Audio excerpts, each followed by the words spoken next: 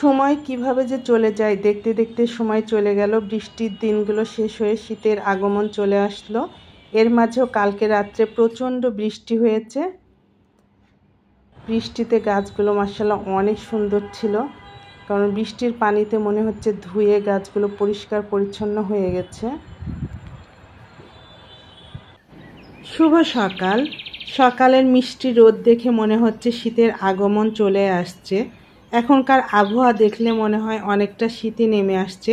সকালের দিকে অনেকটা কুয়াশা থাকে, তারপরে রৌদ্রটা মিষ্টি রৌদ্র দেখে খুব ভালো লাগে। শীতের রৌদ্র যেমন অনেক বেশি ভালো লাগে। আজকে সকালে নাস্তার জন্য নিয়েছিলাম এখানে পেঁপে, কলা, আর নিয়েছি বাকরখানি আর 2টা বাটার বন দিয়ে কলা দিয়ে আমার নাস্তাটা করতে অনেক বেশি ভালো লাগে। আজকে কলা আর বাটার বন দিয়ে একসঙ্গে সকালের নাস্তাটা করে নিলাম। কলার সঙ্গে বাটার বন দিয়ে খেতে অনেক অনেক মজার লাগে, আমার কাছে ভালো লাগে। সকালের নাস্তা শেষ করতে করতেই ভাবতে হয় আজকে দুপুরে কি রান্না করব। আজকে দুপুরে রান্নায় চলে গেলাম। আজকে শুধু মাছ ভুনা করে নেব। এখানে এটা কাতল মাছ ছিল, একটু ছোট করে টুকরা করে নিয়েছি। এরপরে একটু হলুদ আর লবণ দিয়ে ভালো করে মাখিয়ে এখন সুন্দরভাবে ভেজে নিব। একটু কড়া কড়াভাবে ভেজে নিব, কারণ এটা আজকে শুকনা করে ভুনা করব। তো মাছটা আস্তে আস্তে ভেজে নিচ্ছি, নিয়ে এখন উঠিয়ে নেব।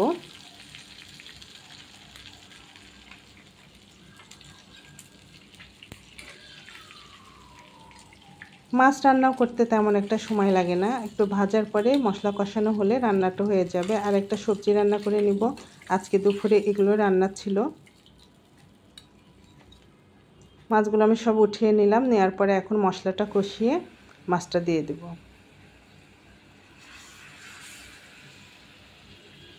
এখানে আর কোনো পানি দেব না, যে পানিটা আছে মশলা কষানো এটাতে মাছটা হয়ে যাবে।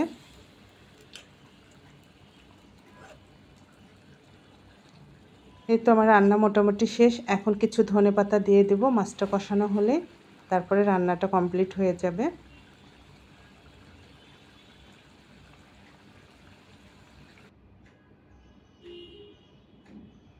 তো মাছটা শেষ রান্না করা, এখন ধনেপাতা দেওয়া মানে রান্নাটা কমপ্লিট। আজ এ পর্যন্ত। সবাই ভালো থাকবেন। আমার ভিডিও ভালো লাগলে অবশ্যই একটা লাইক কমেন্ট করবেন।